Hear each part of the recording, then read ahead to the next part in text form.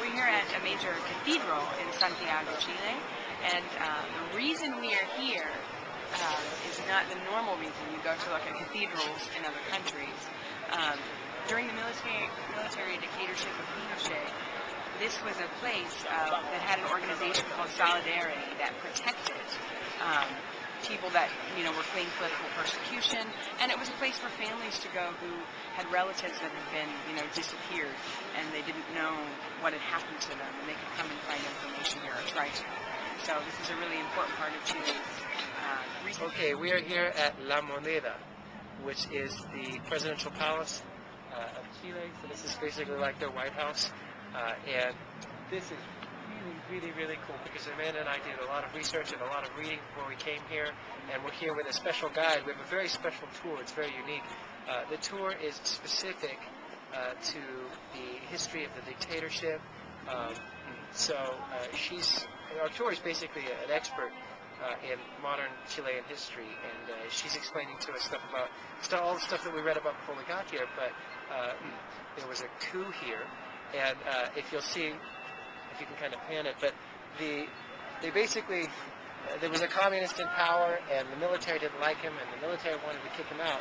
So you can go on YouTube and you can put Chile coup, and you can see a video of La Moneda, this building being attacked by Hawker Hunter jets.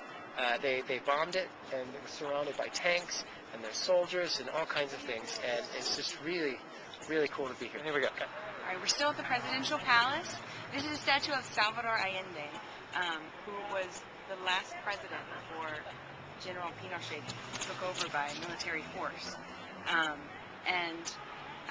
He's a controversial political figure here. He was a socialist, but basically there were a lot of different forces in the country that wanted a change in government, so they supported the military coup.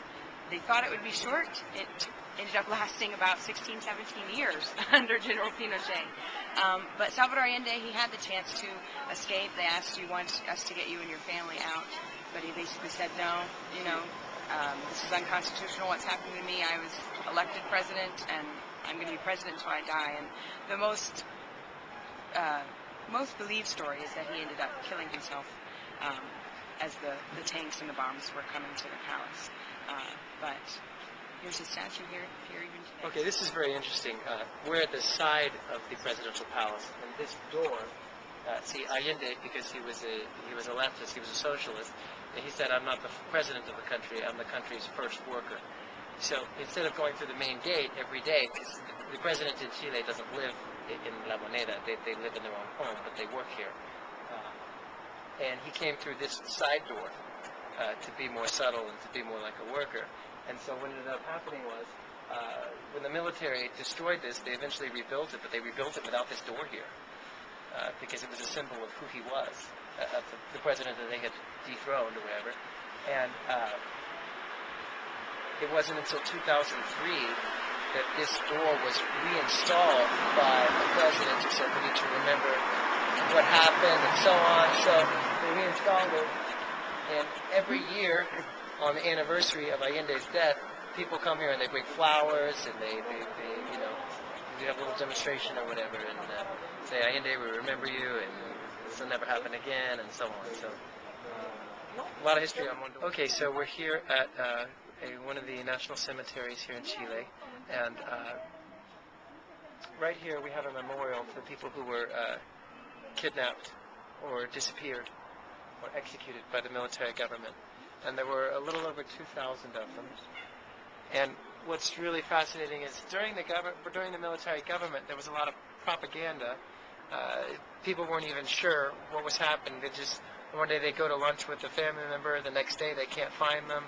And so the military would publish in the newspaper that the people who disappeared were terrorists and they were trying to escape and stuff like that. And a lot of people actually believed that, such that today, something like our guide says maybe 30 or 40% of Chileans still don't believe that this ever happened at all, even though they have this big memorial here. And especially the far right wing today promotes the idea that this never happened. And one of the things that happened was, if you could prove, it's very difficult to prove that someone disappeared, but if the commission, they had a Truth and Reconciliation Commission, and if the commission believed you, and you had the evidence and so on, you would get a pension from the government, and you get a lot of different things. Your kids would get to go to school for free, and all kinds of different things. And so they had some people who tried to cheat the system, and they'd say that a relative had disappeared, and they didn't. So if you look, there's a couple that actually have been erased. Because, like, they had one guy who just ditched his wife. He left his wife, and he moved to Argentina, and he didn't tell her that he was leaving. And so she and all her relatives testified to the fact that he had disappeared, and no one knew where he was. And about 5 years after this memorial was built, 5 or 10 years later, he shows up at the airport, and the airport official freaks out because he says, you're, according to our records, you were detained and tortured and killed, and obviously he wasn't. So then the right wing says, see, it's been proven that this is all fiction and made up and so on. And you can see here, like right here, these are memorials that the family leaves. This is kind of like the Vietnam Wall a little bit, but this family, this one right here is the name of the guy, and it says, your wife, your daughters, and your cousins all remember you with love, Father, and his name's up there. And, it's very, very sad. Okay, we're at the main cemetery here in Santiago. We're kind of in a obviously not as well kept part of it. I'm not really sure exactly what has happened here, but it's kind of a scandal. They're trying to keep quiet. The regime, when they were torturing and killing people, just needed a place to put bodies, and so they kind of would just dump several bodies secretly here in some unmarked graves as a way to hide them. And they thought for a while, I guess when they were trying to find out what happened to the disappeared, people gave them hints and clues, hey, there might be some bodies here.